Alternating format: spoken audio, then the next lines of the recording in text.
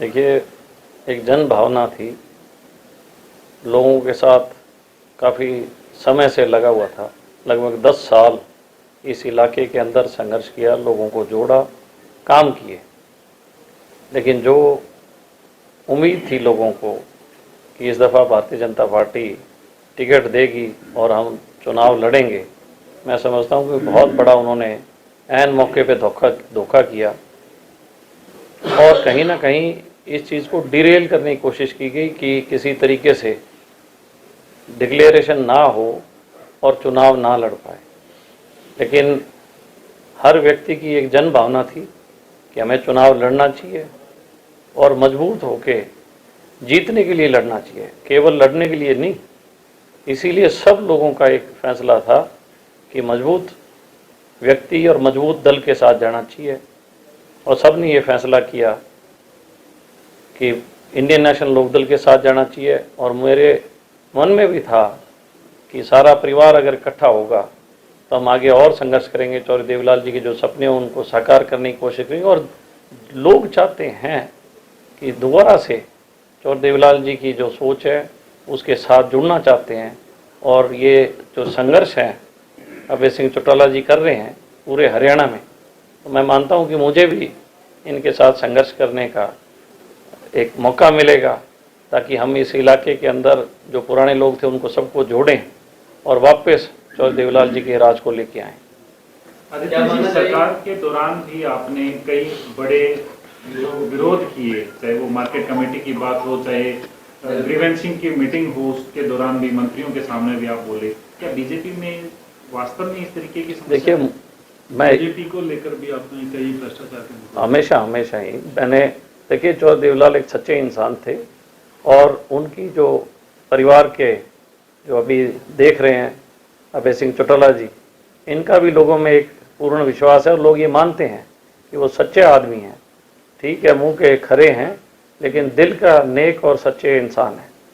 उसी नीति को जो चौधरी देवीलाल जी की थी, उसी नीति को हम सब लोग फॉलो कर रहे हैं। जहाँ जुल्म और ज़बर और नाइंसाफ़ी हो, इनजस्टिस हो, वहाँ पे हमेशा जो सच्चे लोग हैं चौधरी देवीलाल जी के, वो आवाज़ उठाते हैं। इस चीज़ की कभी परवाह नहीं करते कि सत्तासीन कौन है। सत्ता को कभी भी लोभ लालच का हम लोगों के मन में नहीं था। हर बार जहाँ भी कोई आवाज़ उठानी थी, चाहे वो सत्ता के खिलाफ थी, चाहे वो किसान के लिए थी या व्यापारी के लिए थी, हर वर्ग के लिए हमने सत्ता से भी लड़ाई लड़ी, ताकि जन कल्याण तभी होगा जब हम जनता के साथ रहेंगे। बीजेपी के जो बड़े नेता हैं, मंत्री हैं, क्या उनसे आपने डायरेक्ट प्रयास नहीं किए अपने क्षेत्र का विकास के लिए, जो आपको ये बगावत करनी है? नहीं, मैंने बगावत नहीं की, ये तो उन्होंने धोखा किया है।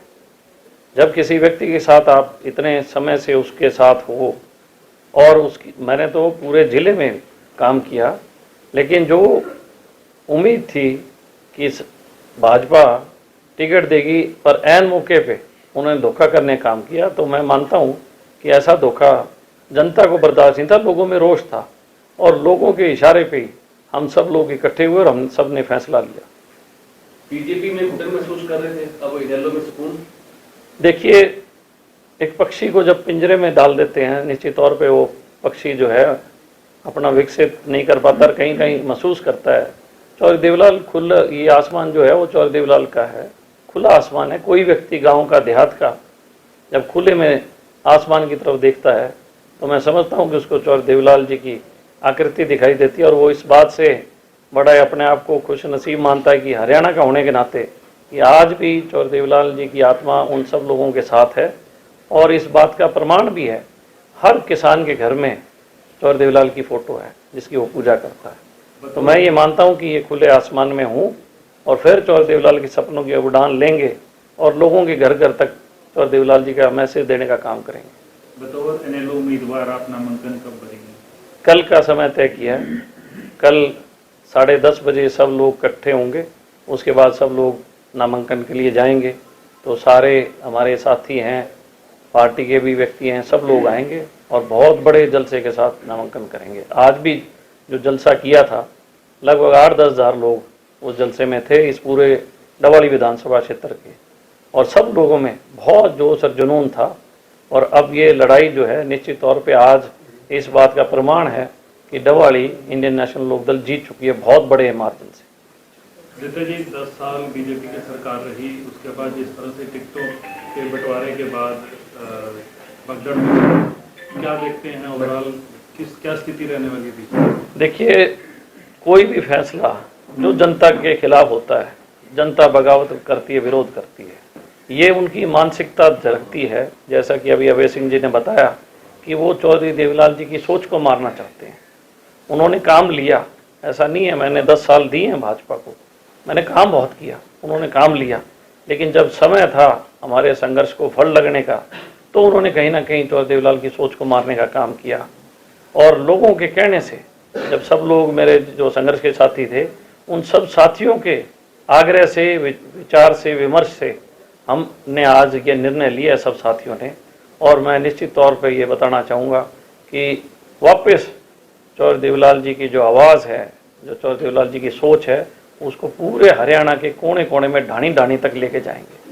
देश के ताऊ और आपके खुद के ताऊ से आशीर्वाद लिया, कितना कामयाब हो पाएगा? देखिए, मैं एक चीज़ कहना चाहूँगा, एक जो भी राजनीतिक व्यक्ति हैं उनके रोल मॉडल होते हैं, चाहे वो किसी दल में हो, किसी पार्टी में हो, उनकी कोई ना कोई ऐसी चीज़ होती है जो उनका रोल मॉडल होता है। चौधरी देवीलाल जो थे वो दयालु, दयावान और बहुत ही विनम्र थे, वो मेरे रोल मॉडल रहे हैं। और इसके साथ साथ ओम प्रकाश चौटाला जी सबसे संघर्षशील व्यक्ति, सबसे ज़्यादा मेहनती। तो मैं ये मानता हूँ कि एक आदमी की सोच चौधरी देवीलाल जैसी होनी चाहिए, उसका संघर्ष ओम प्रकाश चौटाला जी जैसा होना चाहिए। ये दोनों चीज़ जब मिल जाती है निश्चित तौर पे वो हमेशा फतेह करते हैं, हमेशा जन कल्याण करते हैं।